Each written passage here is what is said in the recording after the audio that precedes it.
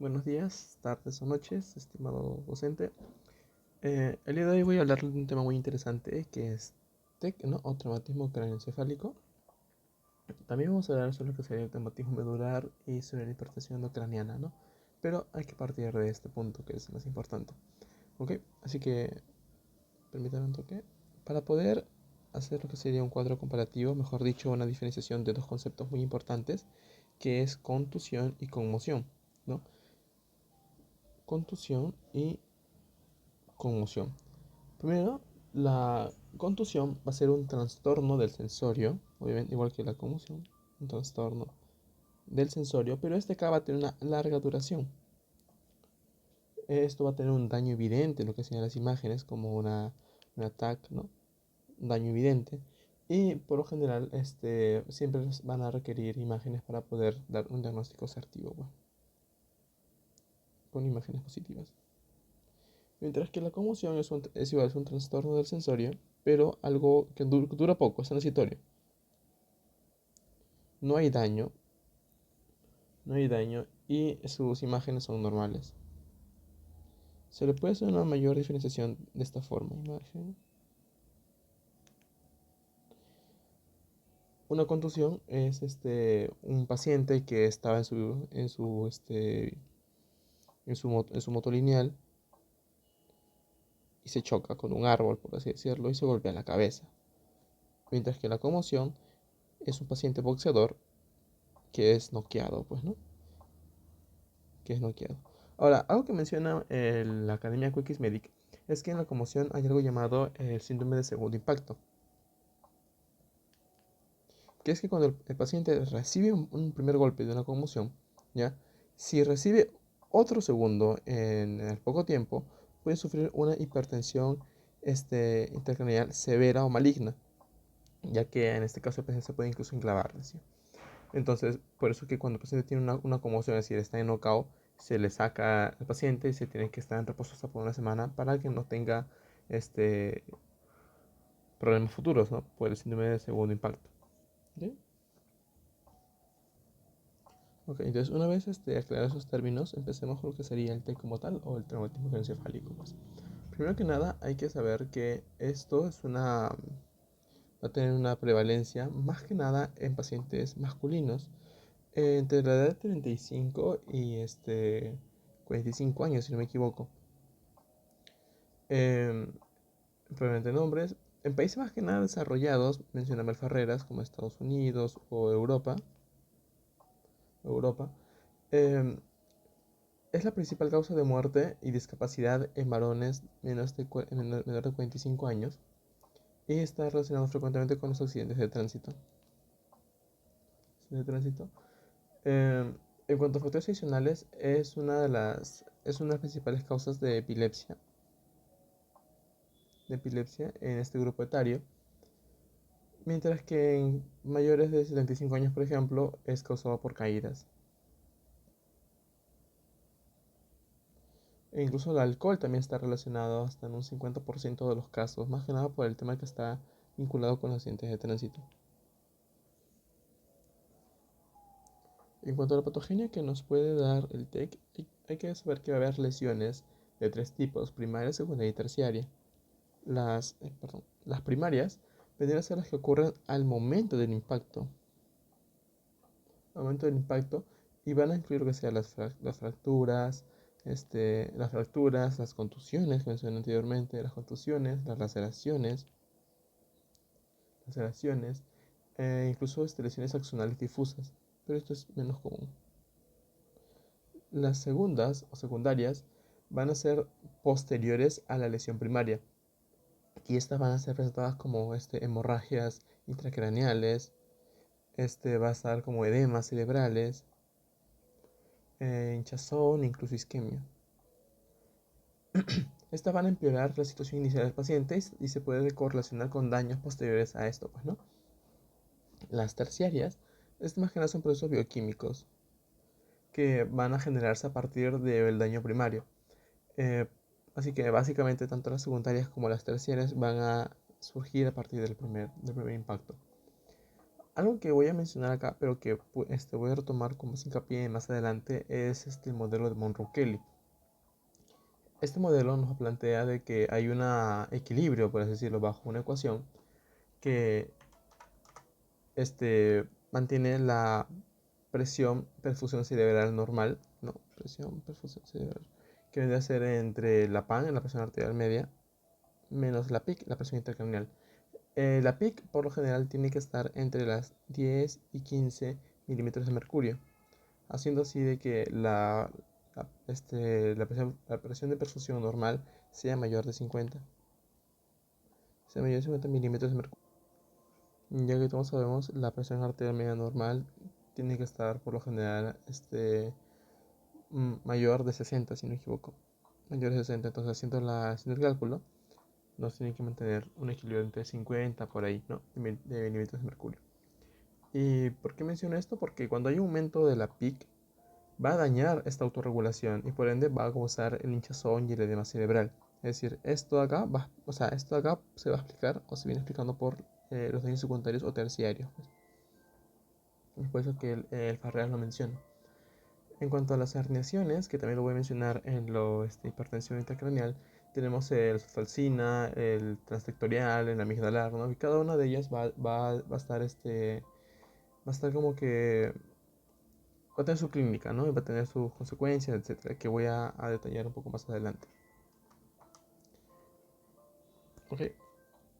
Ahora, en cuanto a la fractura de base de cráneo, que creo que es de las más comunes, fractura de la base de cráneo, esto vamos a poder diferenciarlas entre zonas, ¿no? La anterior, la posterior y la media. Vamos a bajar aquí. Media y la posterior. La anterior, tanto como lo que sería la MIR como el QX, nos piden que evaluemos siempre las equimosis que tenga el paciente. Las equimosis en la anterior están llamado en mapache, ¿no? El signo de mapache. El signo de mapache es que el paciente va a tener en sus ojos, evidentemente como un mapache, las equimosis, pero en este caso podemos diferenciarlo de un moretón normal en el golpe del ojo, ¿no? ¿Cómo? En las escleras. Si las escleras están lentas, rojas, es un golpe, es decir, es un golpe en el ojo, un moretón.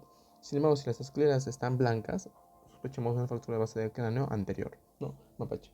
En cuanto a la media, estas acá se van a ubicar más que nada a nivel del oído, ¿no? Del oído, ojos un oído, por acá.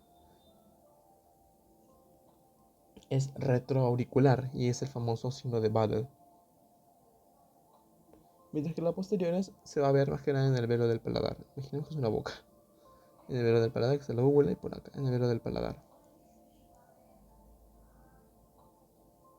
En el velo del paladar.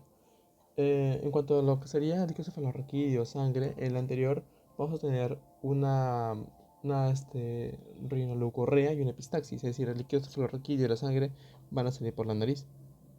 Mientras que en la media, obviamente va a ser por el oído, dando una otorragia o una otolicorrea, ¿no? Y en cualquiera de estos casos siempre se tiene que solicitar un ataque sin contraste. Y en base a eso vamos a ver su diferencial en lo que sea dónde se va la fractura de la base del cráneo. En cuanto a las fracturas que podemos diferenciar en un traumatismo, son varias. Un pequeño cuadrito. Tenemos primero la lineal. Esta lineal es la más frecuente de todas. Y estas, para poder diferenciarlas, siempre se le pide una radiografía simple, nada más. Y si en caso no está del todo evidente, se le puede hacer un ataque de cabeza, evidentemente, pero sin contraste. Siempre sin contraste. ¿Qué va a hacer acá? Es simplemente con mención lineal, en lo que sería el cráneo se va a poder ver una sección lineal, ¿no? Que sería la fractura que ésta tenga. Su manejo es observacional, ¿no? Es observacional y siempre con aliviar el dolor. La siguiente que sería por hundimiento. Hundimiento es algo así, para explicarlo con imagencitas.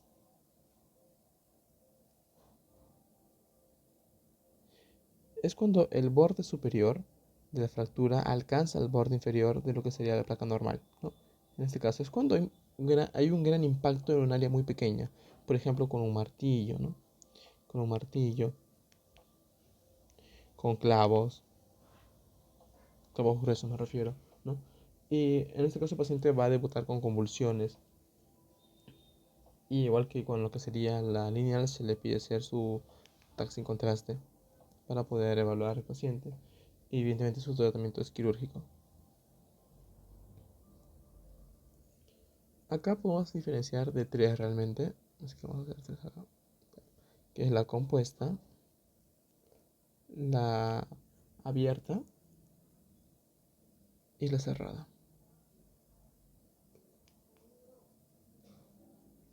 La compuesta es cuando va a estar comunicando el interior con el exterior, ¿no? Puede ser por una laceración de la piel, puede ser por lo que sería laceración de piel, daño de piel, o cuero cabelludo, pues si quieren decir de esa forma. Hay cuando hay una, por ejemplo, se destruye el oído medio y se está comunicando el interior con el exterior. Cuando hay un traumatismo a nivel de los senos paranasales y se comunica, ¿no? Cuando ahí está a nivel de los mastoides también. Esa es una compuesta.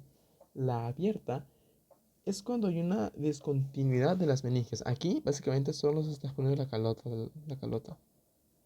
Pero aquí ya está lesionada la meninges, ¿no? Y en la cerrada no está lesionada la meninges. No meninges. En las últimas dos, que son, que son ya las más comunes, menos comunes, perdón, tenemos las diastáticas. ¿Qué son las diastáticas? Las diastáticas es más que nada cuando hay una separación de los surcos que están, los surcos craneales. Por ejemplo, vamos a dibujar aquí un cráneo, el surco sagital, el surco coronal, y es más que nada en lactantes. Lactantes. Y frente al ping pong. El ping pong es cuando hay como un hundimiento y son más que nada de tallo verde. Igual en lactantes es el más común. Lactantes o recién nacidos. ¿Sí? El QX nos menciona una fractura bastante interesante que, bueno, lo mencioné acá, que sería la fractura del peñasco. La fractura del peñasco.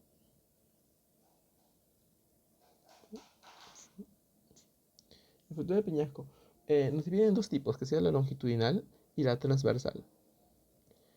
¿Cuáles son sus características principales? Primero, la frecuencia, longitudinal es 80%, mientras que la transversal solo es un 20%. En cuanto a lo que sería la hipoacusia, ¿por qué se puede ser la hipoacusia? Un oído, ¿no? Es un oído, ¿no? Este es el caracol, este es el tímpano, ¿no? Para hacer un poquito de gramo, ¿no? Lo que sería longitudinal es el daño es así, mientras que el transversal es así, ¿no? Entonces, si hay un daño a nivel del oído externo y el oído medio, la hipoacusia va a ser hipoacusia de transición. Mientras que si hay un daño en el oído interno, la hipoacusia va a ser por neurosensorial. Neurosensorial o incluso cofosis mencionaba. Cofosis. Que es cuando el paciente ya no puede oír básicamente por esa fractura. En cuanto a lo que sería su daño a nivel del nervio facial y que puede ocurrir una parálisis facial en longitudinal, como no está tan cercano al nervio, es solo un 20%, mientras que en el transversal puede gastar un 50%. En cuanto al tímpano, en este caso, como ya llega hasta el tímpano, lo desgarra completamente. Lo desgarra. Pero en el transversal, como el daño es interno, entonces la sangre que va a salir acá lo va a pintar al tímpano. Entonces vamos a tener un hemotímpano, un tímpano con sangre. Un hemotímpano. En cuanto al líquido cefalorraquídeo y sangre, en este caso, en la longitudinal va a salir por aquí mismo, ¿no? Oído. Mientras que en el medio va a salir por la nariz. Ok, entonces esos son los tipos de traumatismos y fracturas más comunes. El Ferreras nos pide que tengamos que evaluar siempre al paciente y hagamos una evaluación neurológica inicial. Esto más que nada para medir el nivel de conciencia. el nivel de conciencia. Este es un parámetro clave más que nada para poder determinar este, qué tan grave está la lesión. Y esto cómo lo hacemos mediante la famosa escala de coma de Glasgow. Esta escala de coma de Glasgow va a comprender tres parámetros muy importantes, que sería el ocular, ojos, el movimiento, hagámoslo por orden pequeña y grande ya, el ocular, el verbal y el motor. Ya, el motor. En cuanto a la apertura de ojos, si el paciente abre los ojos de forma espontánea, se le da 4 puntitos. Si es que es tras una orden, se le da 3. Si es que el paciente tras un estímulo doloroso recién reacciona, se le da 2 puntitos. Y si es que a pesar del estímulo no reacciona, se le da solo un punto. La verbal son 5, 1, 2, 4, 5. Igual, ¿no? Si es que no hay respuesta es 1 y si es que habla de forma normal es 5, o sea, está orientado más que nada. Si habla de forma confundida o lento es 4. Si es que dice palabras inconexas es 3 y si es que emite sonidos es 2. El motor son 6. 1, 2, 3, 4, 5. Ya. Si es que no responde a estímulos, 1. Si es que obedece órdenes, se le da 6 puntitos. Si es que el paciente localiza el dolor, tipo le punzamos el brazo y el paciente localiza, se le da 5 puntitos. Si el paciente tiene una flexión normal, es decir, de retirada del dolor, le damos 4 sin localizarlo, evidentemente. Si es que tiene una flexión normal, es decir, de cortica el paciente, se le da 3 puntos. Y si tiene una extensión, esto ya es la llamada de celebración, que se le da 2 puntitos. Depende de esto, entonces, la escala de como de Glasgow se puede evaluar en lo que sería un puntaje, pues. Puntaje del TEC, que sería leve, moderado y severo. Un leve, que es cuando tiene una escala de como de Glasgow de entre 13 y 15. Un moderado que tiene entre 9 y 12. Y un severo que tiene menor o igual a 8, ¿no? En cuanto a lo que se le puede pedir en el leve, solo si una radiografía de tórax, ¿no? O si es que no es seguro, más o menos una TAC. Sin contraste, evidentemente. Eh, Moderado igual, sin contraste. Nada sin contraste.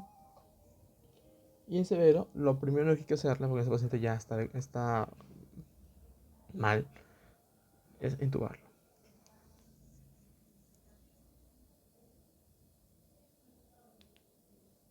Hay que siempre mantener la vía aérea permeable.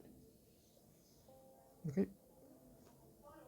Entonces, bajo esto se le puede hacer lo que sería la evaluación de las pupilas. También al paciente le menciona Ferreras, una evaluación de las pupilas, una evaluación pupilar.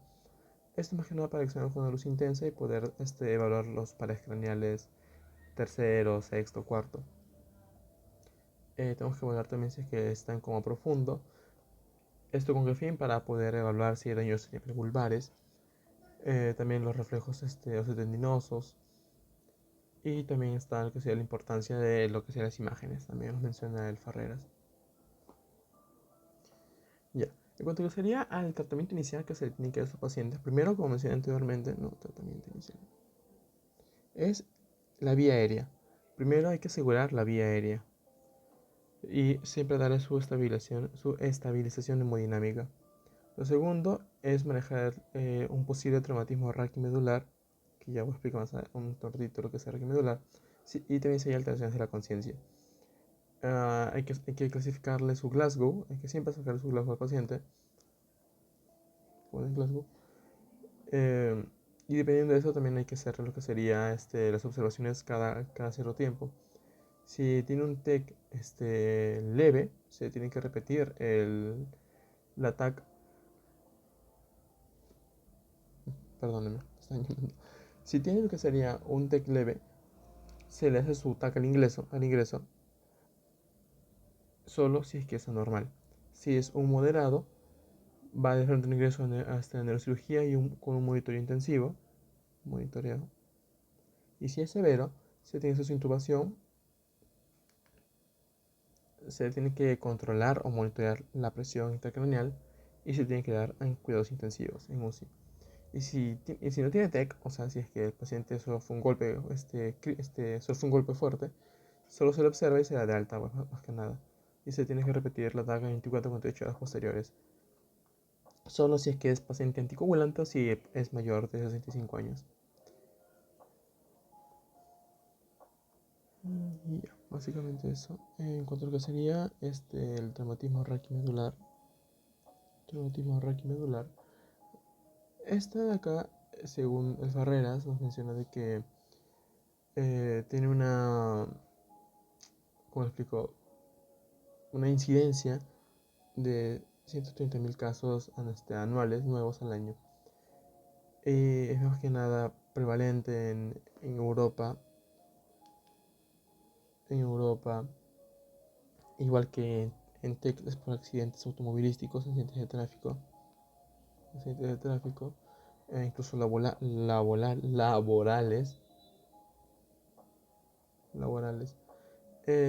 y también están asociados al TEC, o sea, vienen juntos muchas veces. Las lesiones por heridas penetrantes son raras en estos casos, pero también están, pues, penetrantes. Sus lesiones afectadas, más que nada, va a afectar a nivel de C4, C4 y C7, a nivel dorso lumbar. Es más que nada por su alta movilidad que estas tienes. Y también puede afectar, o sea, a nivel, puede causar, perdón, estenosis del canal espinal, lo que va a incrementar el daño neurológico. ¿Okay? En cuanto a su patogenia, este igual va a tener un daño primario, que esto puede ser variado. Puede ser por una contusión, puede ser por una comprensión o puede ser por penetración.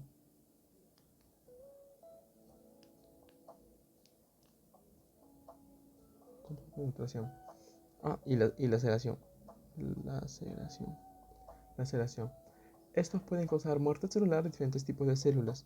Tenemos el daño secundario, que van a incluir lo que sería la isquemia, la toxicidad glutaminérgica, va a tener apoptosis, desmielinización. Y estos procesos van a llevar a lo que sea la formación de una cicatriz gliar que va a bloquear la recuperación y también puede causar la llamada siringomielia, postraumática. Siringomielia postraumática.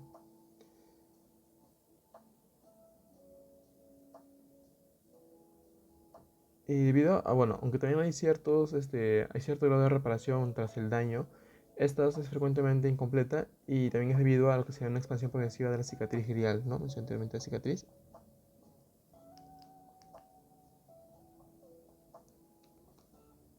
Cicatriz glial. Lo que va a poder afectar múltiples segmentos espinales. Entonces, eso es lo que va a complicar a futuro, pues, ¿no? Ok, en cuanto al cuadro clínico de lo que serían las traumatismos raquimedulares, el cuadro clínico, hay que saber que se puede clasificar por grados de lesión. Una lesión completa y una lesión parcial o incompleta. Parcial. La lesión completa va a haber una ausencia total de funciones motoras, sensitivas y autonómicas.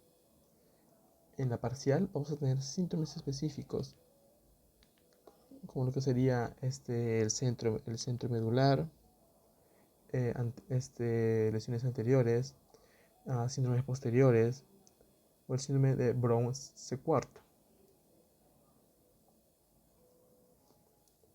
En cuanto a las fases evolutivas que tenga el paciente, tenemos la primera fase, que sería la fase de shock espinal. Esta fase pues tiene parálisis flácida, parálisis flácida, va a tener una pérdida de sensibilidad, va a tener una disfunción esfinteriana, esfínteres, va a tener una hipotensión y una bradicardia.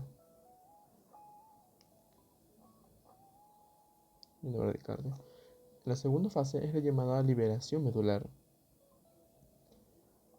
Aquí va a tener espasticidad, hiperreflexia, incontinencias urinarias también y un reflejo masivo. Espasticidad, hiperreflexia, que son las más características de esta fase. Hiperreflexia. En cuanto a los niveles de afectación, como decía anteriormente, va a afectar más que nada a nivel de C4 a C7, pero también va a afectar, puede en algunos casos afectar a niveles menores de C3. Cuando ocurre esto es que hay una muerte sin reanimación. Hay una muerte paciente. Y si es que en caso sobrevive, que es poco, va a tener una, si es que sobreviven, va a tener que recurrir a una asistencia respiratoria casi de por vida. A C4, a C7 también van a tener que ser una tetraplegia de grado, con afectación diferente de los grados. Tetraplegia, tetraplegia. Y niveles inferiores al cervical va a tener que ser una paraplegia. Paraplegia. ¿Okay? En cuanto a los síndromes que mencioné anteriormente, centro medular, anterior, posterior, por ejemplo, el centro medular va a afectar más que nada extremidades superiores, va a estar común en accidentes de tránsito. La medular anterior va a tener una afectación motora bilateral y va a tener una preservación de columnas posteriores. Y la posterior y de la bronce quart tiene una afectación sensitiva más que nada y motora en grados variables. Ok, ahora en cuanto a lo que sería la historia clínica, como decía anteriormente, la historia clínica está muy relacionada con lo que sería traumatismos graves, ¿no? Entonces, al paciente que va a llegar siempre hay que identificar antecedentes de traumatismos. Si es que ha tenido pérdida de conciencia, si es que tiene dolor espinal, si es que tiene parestesias, perdón, parestesias. Y sospechamos también cuando hay una exploración neurológica anormal.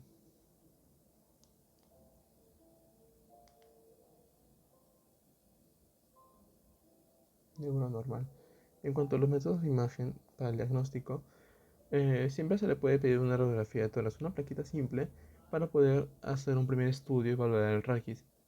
Luego, obviamente, su TAC para evaluar segmentos difíciles o fracturas complejas. Y se puede completar con un TAC craneal para poder evaluar el contexto de un TEC. Y su resonancia magnética, que lo mencionan, es útil más que nada si hay incongruencias en la sintomatología y si hay empeoramientos, si hay lesiones distales o si hay síndrome centromedular. En estos casos se le puede pedir una resonancia magnética. En cuanto a que sería su tratamiento, primero el tratamiento inicial es sospechar, ¿no? El primero se sospecha. Sospechamos de traumas graves y aquí vamos a priorizar la reanimación cardiopulmonar. Tenemos que inmovilizar la columna, móvil la columna, y hacer su evaluación neurológica. La presión arterial tiene que mantenerse a mayor de 85 milímetros de mercurio, incluso si es que requiere vasopresores, además de la intubación, si es que hay riesgos ventilatorios. En cuanto a lo que serían los fármacos que se le puede administrar al paciente, tenemos el metilprednisolona. El metilprednisolona se le da a dosis altas. Al metilprednisolona a dosis altas se ha demostrado que tiene lo que sería un mejor efecto si es que se da en las primeras 24 horas. En cuanto a intervenciones quirúrgicas, que es lo más común en los pacientes, tenemos la descomprensión espinal, tenemos, tenemos la esterilización quirúrgica individualizada y según el caso del paciente. Y en los cuidados generales, su nutrición del paciente, tenemos que hacer fisioterapia respiratoria, móvil si es que ha perdido parte de la movilidad. También tenemos que hacer la profilaxis a trombosis. Tenemos que darle prevención a infecciones urinarias y cuidado de su piel. Y también tenemos que darle un traslado temprano a centros de rehabilitación.